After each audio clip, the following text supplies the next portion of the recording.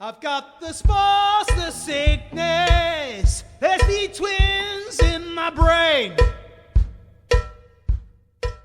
It's my pleasure again to welcome back Johannes for the second season of the Kulset Chornicles.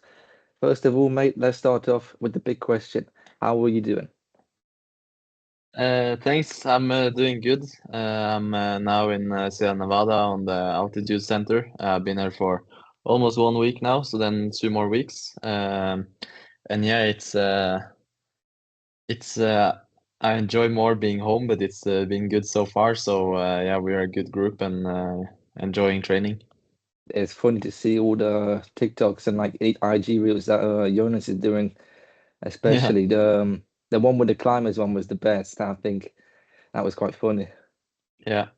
Yeah. I Uh, mean, but the funny thing is that he is saying that we have to take care of him, but it's more that he has to take care of us because, like, he's a yes, he's a or beast, isn't he? especially, yeah, especially like with Kroon as well. He is like a kilo judo rider, so he's always going like minimum 260, 270, even though it's zone one. So, like yesterday, they did 6.5 hour. We were supposed to do 7 hours, but since we had to go with car from the top to the bottom, we did 6:40 and 5:40, and so they did 6:40 and I did 5:40, and I was in the wheel the whole time. I did like one pull for like 10 minutes, and then the rest was just in their wheels. It's going fast enough just there. Understandable there because flip it now. There's some units there, aren't there? Yeah, Absolute yeah. units.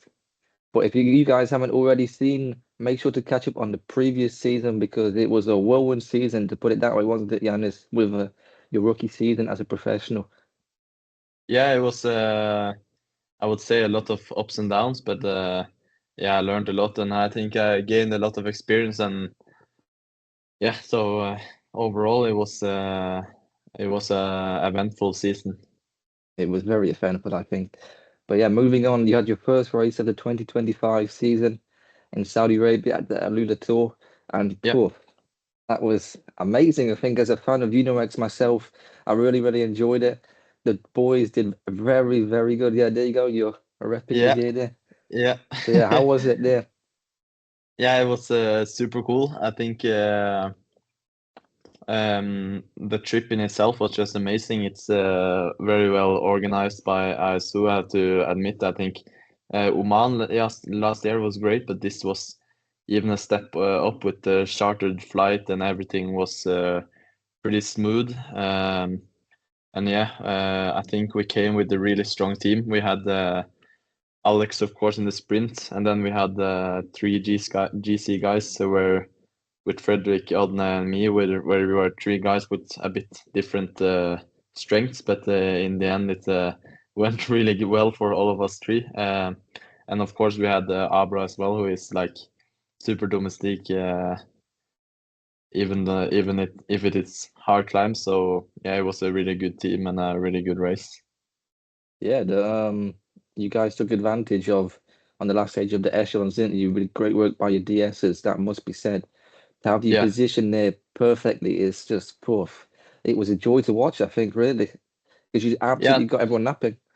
yeah. I think it was really funny because I was in the same car as Gino and Max, our DSs, before the stage, and we stopped like every corner where it was a bit of wind direction change before the stage, so we knew exactly how it was going to be. Because in races like Tour de France, then you have a DS car that goes before the race, so they knew the wind like all the time. Where here it's more like you have to trust in the like weather forecast, and also the preparation we did. I think we did better preparation than the others, and also it's easy to look good when you have Abara as a teammate, because if you see Yeah, like the if you see like the drag race before the corner, I mean, a lot of people knew that this was going to be a crucial point, but you see that just one after one after one rider has to like give up and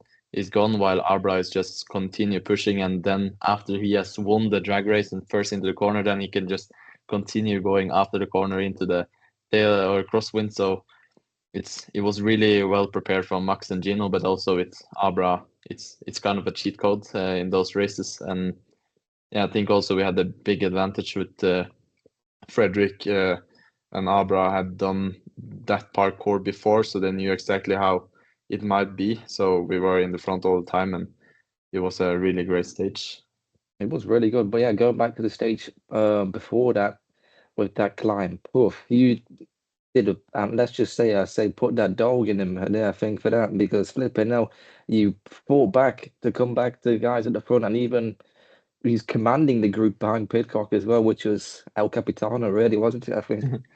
Yeah, I mean, at the start, I was like, at stage 2, I actually did really good watts. Like I Mm. did over 7 watt per kilo for 8 minutes at the end, but it was just peop you can kind of you're underestimating how many riders that is able to do those spots one time fresh, because it's so few races in the calendar where you go into a final climb fresh. But here you had like very low kilojoule and everybody was fresh, and also my positioning was bad, so then you kind of, it looks worse than it really was, because my shape was super good and what I did was really good. So when I started stage 4, I knew that if I could do the same, this is later in the tour, and with greater position, then for sure I will be top 5. And I tried to follow Pitcock at the start, but then I was almost doing 500 watts all the time, so I knew that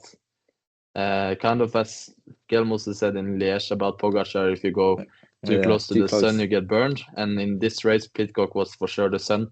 So I tried to follow, but I had to be like, okay, I have to put the brakes on now before I explode completely. So then I was able to manage my speed myself. And then, like 2 minutes from the top, I was watching behind me, and the gap to Maika group was pretty big. So I was like really not motivated to drop back to them. So then I just said to myself, okay, now we just go for it. And then I was just like smashing it up to 500 watts again. And I got really good legs, or really good feeling about seeing that I was able to catch the guys in front since they looked completely gone. And then I passed them, and then Dunbar tried to take the bonus sprint, but I was like, nah, I have good legs, so it will be Mm. fun to be second on the top behind Peacock, because that's kind of a win when you are the second best behind a rider like him. So yeah, then at the top it was I think I've never been so like dead before. It was like really crazy feeling, because you try to kind of get the move, like the body moving and the speed up, but it's like you're going full gas and you're so dead that you're like doing 250, 300 watts, because you have really no legs. So you have to, it took like 1-2 minutes before we kind of regrouped really and started working good. And then the gap to Pitcock was too big. I think it was, if we started working well from the top, then we might had the chance. But yeah, then I tried to, I wanted to win, of course. And I was thinking that Hatterley probably is really good sprinter, since he's, of course, mountain bike rider. So I was thinking that it might be really hard to beat him anyway. But if you're not catching Pidcock, then you have no chance of winning anyway. So yeah, I went all in for that. But yeah, the others was really fast in the sprint, and then I ended fourth. But of course, it was still a really good result and a nice position in the GC before the last day. Yeah, and then you picked the white jersey because of that stage as well, didn't you, as well? Which was really cool to see. I've seen the video clip of you nearly falling off the bike when you're on the way to the podium. I'm sure Yeah, many others as well. yeah, I have to say that I think I was done really dirty there, because the organization, I was like putting my bike away, because I was seeing that this gravel looks more like sand, so your wheel will just go completely down and stop. But then they said, no, it was another guy that went before you, and then I was still kind of fucked. So I was not thinking that this rider is Pitcock. So it was Pitcock that was the rider before me that had went down, and it's like, okay, but he is world champion in CX and master on the bike. So uh, he, I was like, after 10 seconds, I was feeling this is not possible. But then, of course, the brakes is really poor on those surface. So it looks like I nearly crashed, but I felt like I had some sort of control. But I think I would have crashed if I tried to win the whole way down, because I saw like the where Pitcock has went with his wheel, and it was really deep. So yeah, he's just a really great bike handler. No one better than him, really, I think, other No. than him. So, yeah. But yeah, what was the experience like of actually winning the white jersey as well? Because that must be pretty surreal experience as well. Yeah, it was really cool. I mean, I think the last year's white jersey has kind of been a bit destroyed because of Pogacar, because he has won every races, and then the white jersey is also winning every races. But now I think it's more coming back to normal, that you have like one or two young guys that are fighting in the top, but very very little of the times then people with the white jersey actually win. So then it's a nice competition again, because then you have kind of an extra competition into the real GC. And yeah, I think it was we were joking me and Odna about it, that he it's a bit weird that now after all these years with Pogacar and Remco winning all the youth jersey, then they could have changed that. It was going from, since it's U26, it should have been maybe U24 or U23, because yeah, Pogacar and Remco won the youth jersey in every races. But now,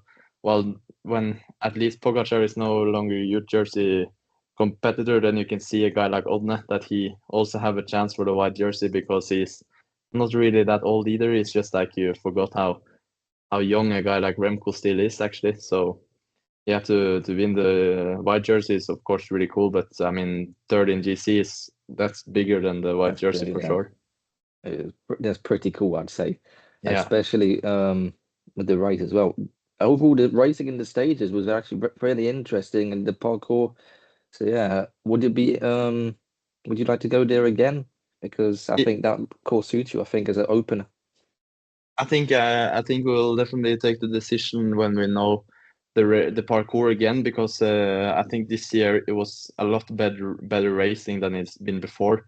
I think before it's been like four completely flat stages with some crosswind maybe at the end of some stages, but then just the final day with the crazy steep climb. While this year it was actually a lot more open, with pretty technical sprint finishes and a lot of crosswind and then two hard finishes. So I think if they will continue with that, and for sure I want to go there next year again, because it was a really good race. But yeah, if it is only one hard day and then four super boring, for me at least, the sprint stages, then I think it's not really worth the travel. But yeah, it was a nice race this year, so if it is the same, I would love to come back and try to win it, if Pitcock is not there, or I can defeat him sometime. Oof, it'd be a scrap that. But fair dues to Pidcock, he's done very well during that race. So yeah, Yeah, he was. Yeah. I mean, Pitcock. He told me also. I saw it was on Twitter that he did on the second stage. He did 5 minutes and 8 minute peak power all time, and then on the fourth stage he did the same 5 minute, 10 minutes peak all time, and then as well as he did second best 20 minute all time with 10 minute flat after the climb. So I mean, his shape must be really good, and I think. Even though a lot of people have criticized him for how he is, I think it's been really healthy for him to change team, because, of course, it was just a lot of. I think both him and Ineos just was dragging each other down. So I think it was time to make a switch, and it looks good. like a toxic relationship, isn't it? I think Yeah, there. And now he's been freed. So let's hope that obviously for the Brits that Pidcock does well this year. And yeah, obviously it bodes well for you if you can at least keep in that distance of Pidcock, who has won Tour de France stage and things like yeah. that. And I think he won Amstel Gold Race, if I'm Yeah, not and Amstel Gold, yeah. mistaken, and like top three Liège. So he Yeah. is like, you forgot how great he is, because people are like talking about him together with Van der Poel and Van Aert and Pogacar, and he's not like that, but he is for sure the guy under. So he's maybe like sixth, seventh, eighth in the world best. So, and with I think 5 to 10 minute all out steep climb, 58 kilos, I think for sure it will. I think actually he might be able to beat Vingar. I think Pogacar is, like he was last year, is impossible to beat anyway. But I think actually the level Pitcock has on 5 to 10 minutes is maybe the second best in the world. So it's a really good kind of measurement to see how far you are off. Yeah, it's very, very positive, I think, for you as well. But yeah, Yeah. moving back, going to the end of 2024 and your winter preparations. When did that start for you? I had almost three week-ish off. I was thinking I was supposed to do 2 weeks, but then I became sick, and that was actually pretty good timing because then I had to take another week off. And then I went to Spain with some friends that are my age, and we did really solid training. It was really fascinating to feel how shit I could be at the start. I was like, after 3 hours, I was completely empty on the first rides, but then the shape really come back really quickly, and yeah, I was there for 2 weeks, and the last 2 to 3 days, I felt like I was already back on my same level as I was in the season, and then I could really just start building and improve even more. So then I was doing a solid block of home trainer training, which I think is really good in the winter period because it's really efficient, and you kind of, if you're going 4 hours indoor with efforts, then you're really like you're actually pedaling for 4 hours instead of if you're riding a group ride outside where you may be coasting 1 hour and then yeah you're only riding 3 hours. So yeah, that's I think that's kind of some of the Norwegian method, and it's really good, I think. And then we went to uh, to Mallorca, of course, after New Year in January, and that was a really solid camp. I felt like the team had really taken a step forward, and the pace on all the rides was really hard and high, and the efforts we did was super good. And I could see when I did control effort that I was on another level than before. So then I had really good confidence when I came to AlUla that I was better than before, but I've also done fewer efforts in the winter period than before. So I was also like a bit nervous if my kind of VO2 max and threshold was ready for racing. But yeah, as we saw, it was, so that was really good. Yeah, I remember me and Dieter were talking, and he was looking at your Strava before the Yeah, AlUla Tour, and he was like, this guy could do well in the AlUla Tour." yeah, So yeah, that was nice to see. yeah. But yeah, what is the main thing that you was working on during the winter? Because I remember last year you said PT. I don't know if you've been working on that at all.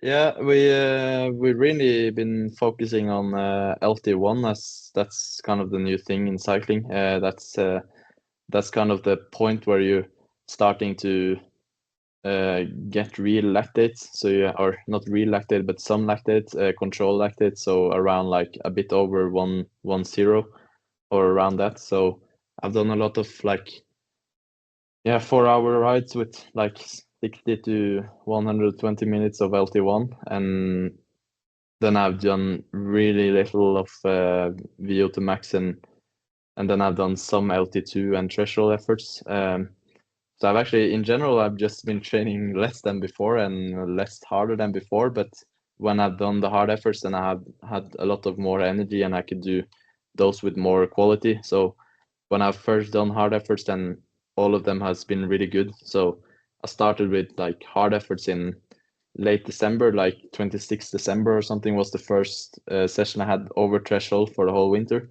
And then from that moment on, I had actually really good legs on all efforts, and I've finished all of my interval sessions. And since November, I've not abandoned a single session. So from off season, I've done everything as planned. So I think we can really see a result of how important it is to have control and be able to just train all the time instead of having small breaks. And yeah, so maybe sometimes well, how do you say it, like less is more sometimes. Yeah, So I less think is more. Yeah. yeah, I think we're really seeing that now, because then I'm less fatigued than before when we came into the season, and then hopefully I will have be able to keep my shape and build my level even higher throughout the season instead of being empty in July.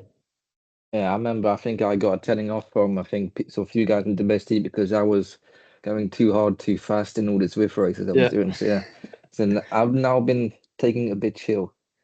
yeah, I think that's much. Yeah, that's the whole point.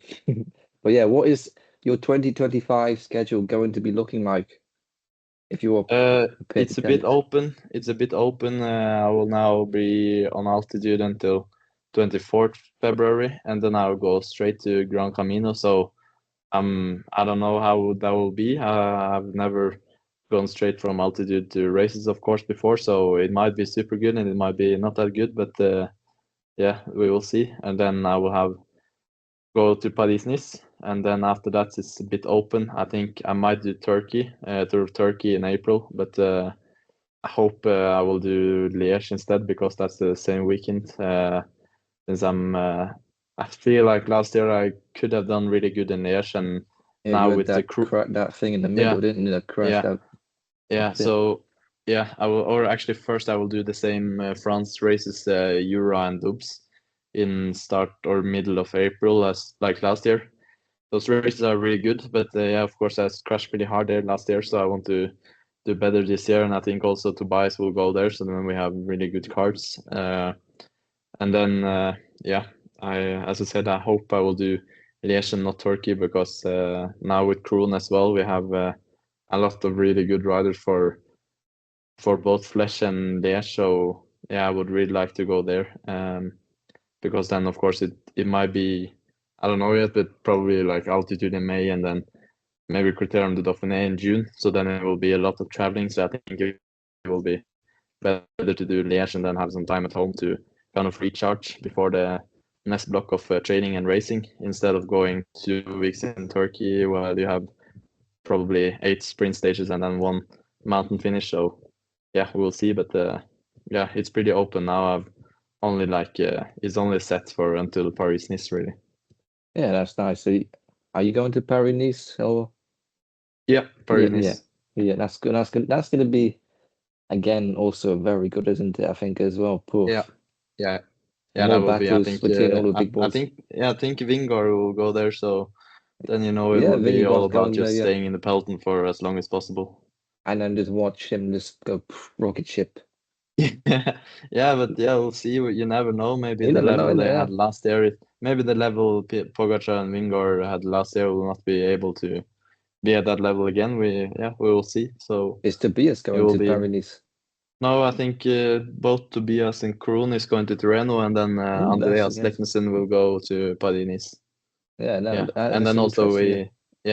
we will have Alex and Abda and Cern, so a really strong lead out as well. I'm very excited to see Tobias this season, especially. He's like as the fan because he had that horrible collarbone, didn't he, last year when he was aiming for. He was talking about Strada as one of his goals, and that just completely did him, didn't it? The collarbone, so yeah, right before it. Yeah. So yeah, poof. Excited to see what he can do. I think he will have a super season this year. So as far as I know, I think he will do all of those Italian races with Strada and Tirreno and Sanremo. So yeah, I think he has. I think that will be really good for us to have both him and Kroon in those races because, of course, it went really bad last year. So it can only go uphill. But I think those two has really good chances in those races. Yeah, definitely. And Tour with the wild card thing, in my opinion, I think you're probably gonna get it, aren't you? I think you guys. Yeah, I would Because I don't know if Tudor's say even going for it really. But no. I will say before the winter I was like 50-50, but now I feel pretty confident. But of course, it's a bit stressful that you don't know about it, but it's nothing we as riders can do. So we did really good in AlUla, and that's RSO, so that should be good. But yeah, I think we just have to hope, and I think our chances are really good. And then I think really it just depends on if it is 2 or 3 wildcard teams, because I think with Tudor they are definitely going to the Giro, and then I would guess that. I would say we are still better than Tudor, even though they are Mark Hirschi. So, and yeah, of course, Alaphilippe is a legend, but we never know. Maybe he's going to be super good. Maybe he's not going to be that good. But I really hope they chose team instead of kind of one rider. But yeah, we'll see. I think, in my opinion, I think we're going to get it, but it's of course not for sure. I mean, in my opinion, yes, because you see last year with you guys what you did, obviously attacking from the start. Abrahamson being flipping a unit in the polka dots for God knows how many stages.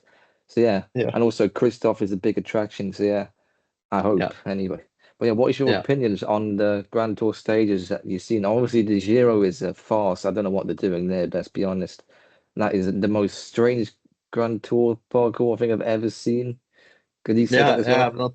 I've not really seen the Giro, but I've only seen that the Tour is some legendary climbs as well. So yeah, but I think it's too early for me to kind of care too much since it's then like unless the or unlikely with you, it's not my job to kind of have to kind of know everything. So I don't really care until I know more Until about the you race, and then announce, also yeah. I can be more and then I can also be a bit more relaxed. So like for example now I didn't watch AlUla stages before like 3-4 days before because then I can just have a relaxed mind and yeah, not think too much about it. And same with Gran Camino, I've not really set myself into I can really just more focus about the training now and then take Gran Camino later.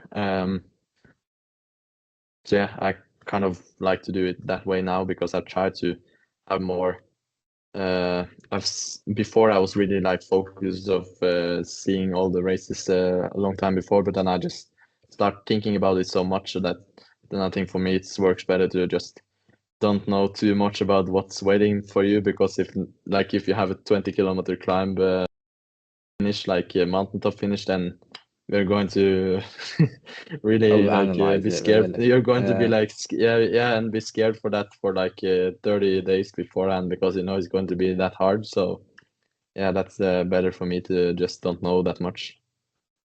But going back to the training camp as well, then, has there been any surprises within the team which you have noticed? Yeah, Like someone who is taking a next step, at least as you would say. I would say I'm surprised about a guy like Kroon, how strong he is. He is like uh, I'm following cycling like good, but I'm not like a cycling. Yeah, I don't know that much. So like a guy like him, that is, I didn't know, for example, that he was 10th in Lombardia for 2 years ago or something. So like the level he actually has, I really saw that when we're on training camp because he rides so fast and so hard all the time. And or actually, it's not that hard for him because he's just that good. But yeah, and then I also think the vastness. So we saw that in AlUla, but I think he has a really hidden potential because his power is really insane. I did 2 minutes and 1 minute and 30 seconds efforts with him, and I was only sitting in the wheel like full draft, and we did climbs of 5 to 6%, and I did completely full all out to just stay in his wheel. And then on the last effort on both 1 minute and 30 seconds, he gapped me because he was going so fast. And I think I had 740 or something on the last 30 seconds, and we did 30 times 5, and he gapped me while I was doing those power. So yeah, the power and yeah, he has this insane. So I think we'll see even more of him this year because yeah, he is super strong. And then yeah, I would say, as I said earlier, that in general, I will say that the level the team is now is just much higher than before. I think also we will see Leknesen. He will have a great season this year because he did some really good powers on some of the interval session we had. I think he really want to kind of fight back after a difficult last year. And yeah, I think the fact that we now are touring the team as a boss, it means a lot because then people will kind of feel more like they want to improve and show they're a bit because of him. Because I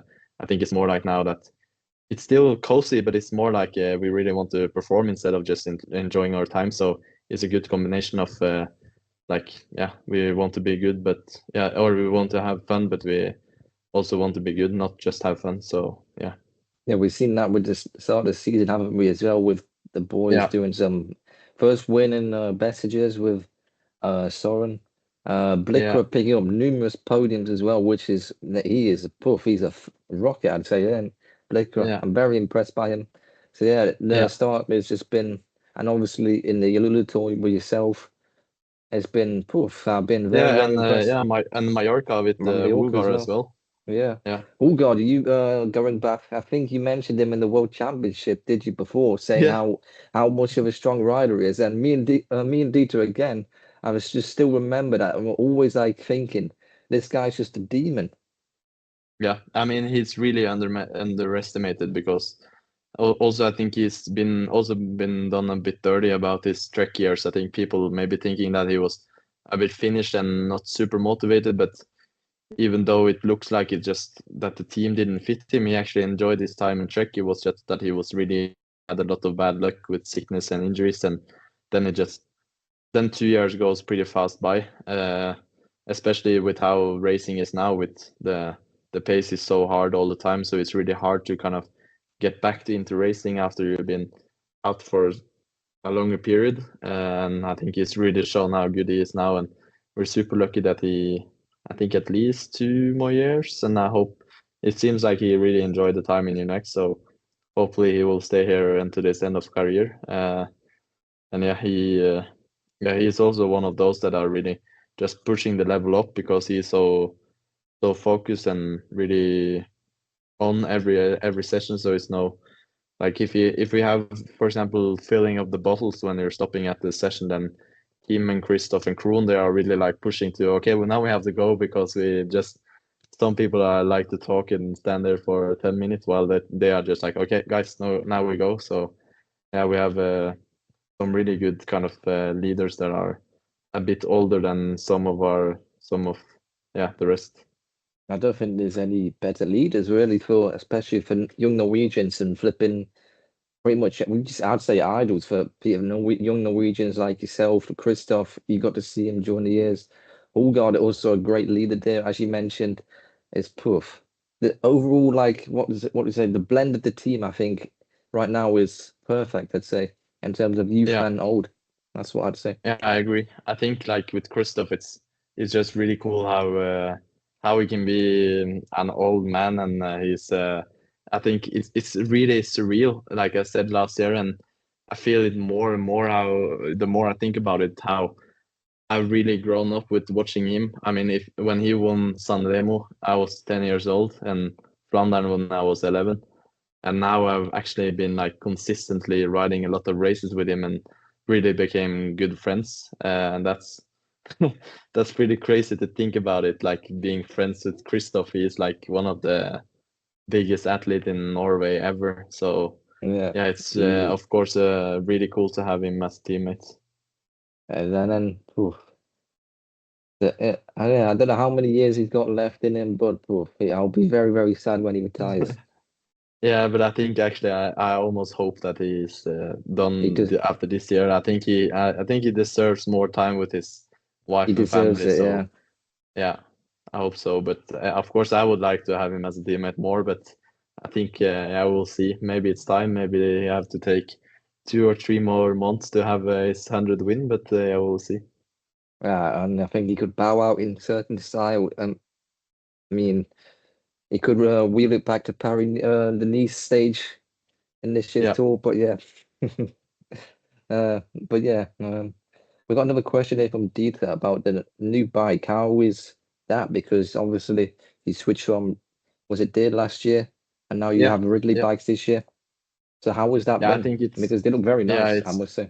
it's been super good. I mean, for me as well, I did really big changes on my bike fit this year with of course, as every other climbers, the shorter crank arms and a more aggressive seating position, which I think we saw pretty good in crosswind crosswind stages that I was pretty aero, and even though I don't have the craziest pure powers, I can actually go pretty fast flat as well because I'm really aero. And yeah, the bike is insane. I think the cockpit we have now before we get the real one is is not the best, and it doesn't look that good, but the bike is for sure really fast. I mean, I feel like when yeah, on the crosswind stages in AlUla, I can't understand.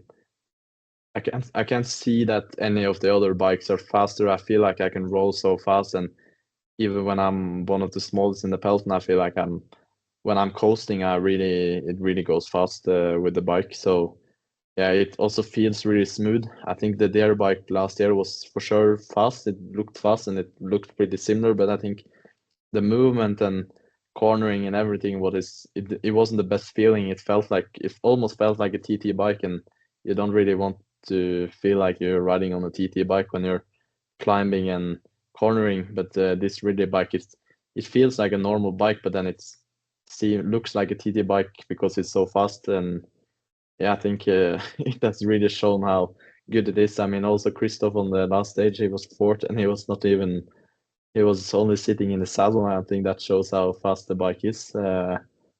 Yeah, I'm super satisfied, and of course I want to ride my whole career on the X, and we're going to have Ridley for a lot of years. So I think I'm super happy so far.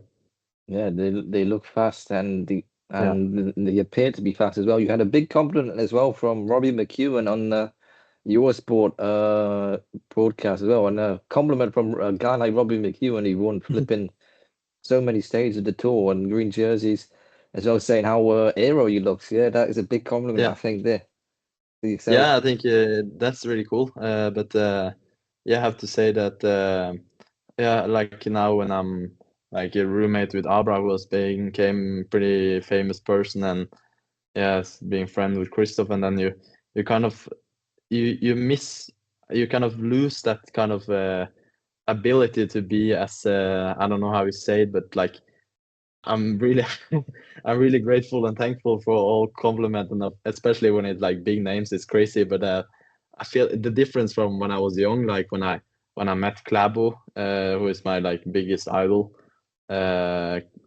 For those who don't know, he's the greatest skier of all time, like cross country skier. And yeah, when I met him when I was 15, 16 years old, it changed my life. And it's like it felt like so surreal and crazy. While now it's like you're with so many famous guys that you kind of sometimes forget that they are actually You pretty forget they're famous. normal people, yeah, and Yeah, as well, yeah, which is the yeah. mad thing. So yeah, but a guy like Robbie McEwen, he is like, yeah, he's almost even crazier to hear than Christoph, because I think Robbie is maybe 45, 46 years old, or 50, even I more think he's in maybe. his 50, Oh, he's 53, I 50. think. Yeah, okay. Yeah, Yeah, I because think. he's like I actually remember him like his last years. So I was pretty little, so to get compliments from him and to know that he knows who I am, that's that's pretty cool as well. So yeah, I mean I love to I like myself enough to love to hear people giving me or saying nice things about me. That's also always super nice after races. Yeah, the commentary team was actually pretty much loving what you was doing, really. So yeah, I think that bodes well for the future again. Yeah, yeah. The only thing was when I was watching Lanterne Rouge, then then it was like they were talking about Odne, that he was the guy in front on the fourth station. And I was like, you stupid guy! It's you have to. This is your job. You have to see that this is not Odne. Odne is 15 kilos more than me. But And then I then just tell Bruce, by the hair. yeah. But then he managed to save himself at the end, and he had his birthday as well. So he was kind of just a one-time clip. So yeah, it's okay. But then I was like, yeah, okay, maybe I have to stop watching you if you don't know more than this. But yeah, he seems like a good guy. The Visma control room is unfortunately failed. They Yeah. didn't identify you properly. But obviously that is now not a thing anymore, is it? They've cut it No. out. So the UNOX control room is just what's that? Just a guy to the car with a laptop Yeah, I playing think Pro Cycling Manager. your next control room is probably just Max, who is gaming or something in the car or something. I don't know. I think Tobias that's playing pretty chill. Fortnite. Yeah, I've and seen that as well. Anders and Stian, everybody just playing. Yeah. Yeah, that's phew. But has there been any other changes on the bike? He asks.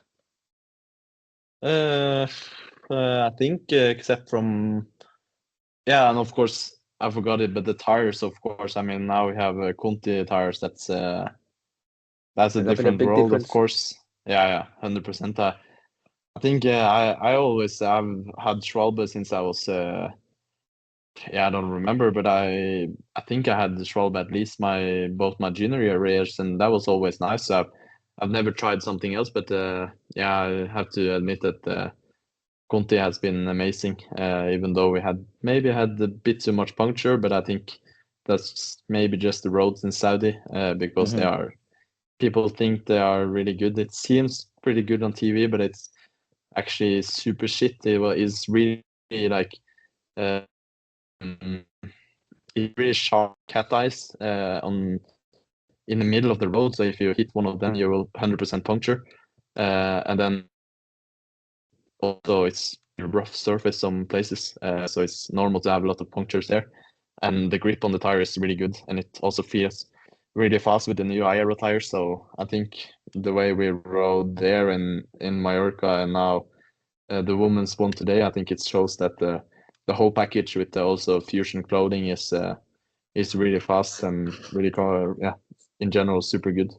Yeah, the women's have also been doing very well as well, haven't they? As well, got a win today in the Valenciana female race. So yeah, that was lovely to see. Unox as the team is on the up a bit more. Yeah, 100%. Yeah, the promotion battle. We're going to go back to that now as well. Obviously the start has been flipping amazing as well. How is that going to be tackled even further? Because obviously the team did the right decision of putting out messages, while other teams, obviously, I guess, let's say they wanted the UCI points, I think, which is not particularly the greatest thing, in my opinion, really. But yeah, Yeah, I we think should prioritize the rider safety.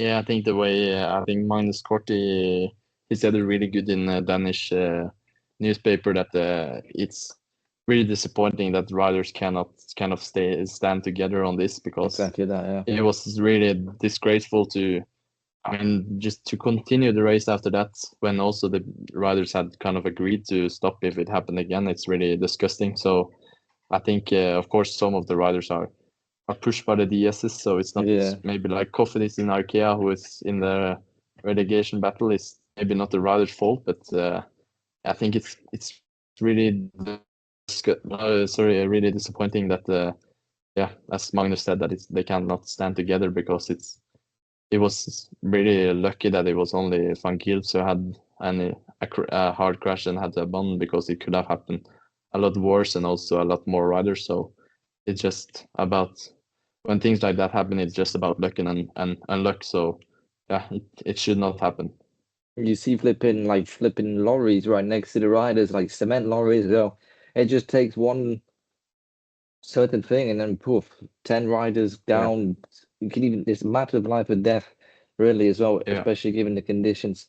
But yeah, I'd say maybe it's the DS is pushing the riders, so which I kind of feel a little bit bad for. But also I think Delete's thing there, what he said in, I don't know if you've seen that in his interview, he wanted to do it for the organizers, which I thought was a bit. that's weird because it's kind of the organization's fault that the safety is not better because they are kind of in control of hiring good enough and using enough money on safety, I would say, even though it's UCI's maybe UCI have to kind of have a good control and watch over, but it's still, I mean, it's not random that the best security is in Tour de France because that's where they use like the most money. So yeah, I think I think it the comes down to money, doesn't it? the Lee situation was really strange with the rest of the team dropping out. And yeah, then he just had other Lotte rider with him. It's just, yeah. Yeah, it was really weird situation, but for us it's okay now. Magnus he came to altitude just some days before, so yeah, that's good for us at least. And the main thing is that he's safe and has no injuries. So yeah, which well, you don't know what happens, do you? If you say in the race. Yeah, it was a strange situation, and let's hope it doesn't happen again, or at least as few times as possible. Yeah, the main thing that comes down to at the end of the day for security is money, isn't it? And if, in my opinion, if you don't have the money to guarantee security purposes to like a level of safety, then you shouldn't be running a race, really, I think. Yeah, But yeah, and I think then they just have to kind of go into, as it's been a lot more in the last years, is to have more loops at the end. So you have smaller kilometers to have like safety and control over the race. So I think that's an easy way to kind of get the money cost a bit down to, since you have to block fewer roads and fewer kilometers. But yeah, it can happen, but it shouldn't happen. So, I mean, of course, it's sad for the organization. It's, of course, they have a rough time that it's coming now, and has had as well. But I think it's pretty. You have to be fair, and that it's not okay that things like that happen. So it should be kind of penalized, and yeah, it is what it is, and life goes on. But yeah, you have to try and avoid that again. and I think the UCI is going to be taking a long look at it, I think. So then see what they do. I don't know what they do, but yeah, the circuit thing with cycling coming in, and you're going to be seeing a lot of that soon, and you're going to be racing a lot of circuits soon if UNOX is a part of that. I don't know what's going to happen there, but it's coming soon. So, Yeah, very we'll soon. see. Yeah, we will see. Now we're going to wrap it up with the trademark question of Domestique Podcast is, when will you be happy, man, after the 2025 season? I'll be happy 25th October when I'm marrying the love of my life. That's the ultimate question. goal of this year. So yeah, it's that's what I'm going to. That's like what when people ask what my goal is and what I'm looking most up to is always that. So that's always my number one. But yeah, in cycling terms, then I would be happy if I could get to win, but I would be in general just happy if I can continue improving, because I knew deep inside last year that I was still improving. It was just that I couldn't get it out in races really. But now this year I've kind of gotten it more out already. So yeah, that's always what I think about. But yeah, cycling is always number three Number two. after my fiance and Two then my or three. family. Yeah, your family. Yeah, yeah. Oof. So yeah, that's how For it me, is. I'd put it in number two if that was me, but Yeah. Okay, you can uh, say number two if you just take everything as family at once. yeah, the UNOX is a family, so Yeah, but then you have to say cycling is number three then, because X is more or even more important. Oh, but yeah, X is like kind of the cycling thing. So yeah, we can say it's number two. The year has flew by since your engagement. That has been lovely to see yourself there, having a nice time there. Obviously, that's going to be really cool. October 25th, and for the viewers, that's going to be. Let's all wish him a very, very pleasant marriage there. That's going to be lovely for you. Yeah. That I'm really looking forward to that. So that's kind of it's I really hope a lot of like now also in the team. My brother has been engaged, and also now Anders, Tobias' twin, has gotten engaged. So I kind of got the ball started rolling. So now maybe my roommate Abra will get his finger out soon and get engaged. So yeah, that's the new thing now. So I think for me it's really nice to kind of have a thing that is always more important than cycling, because then your shoulders are a bit lower and everything feels a bit easier, because you can kind of just enjoy this more like take the something pressure on off the as side well, as doesn't well. it?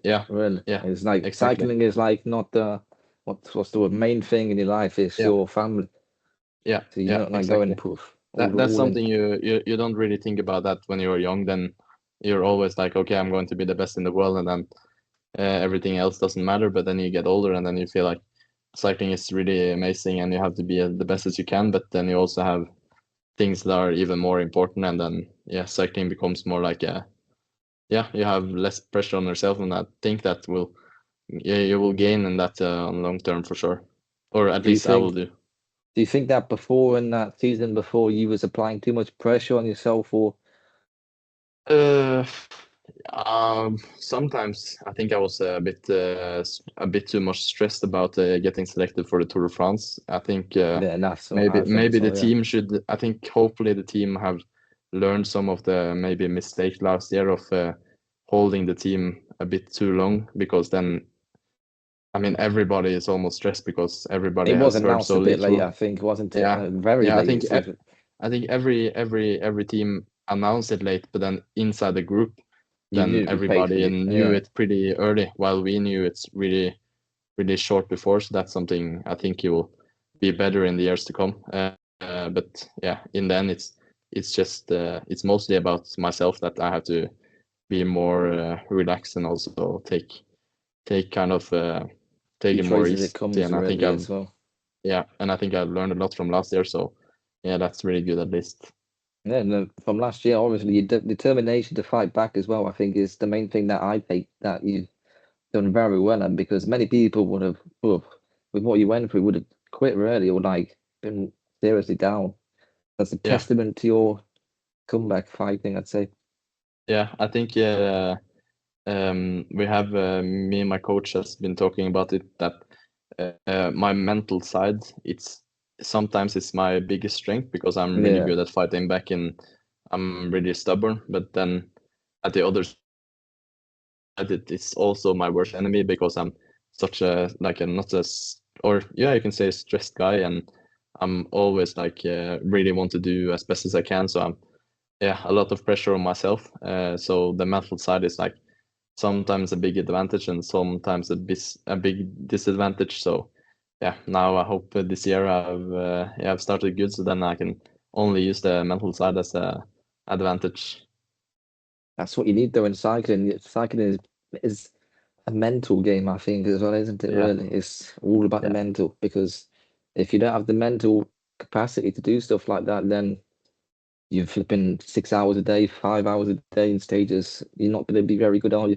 And that's a yeah, shame. That's the yeah. problem with some riders.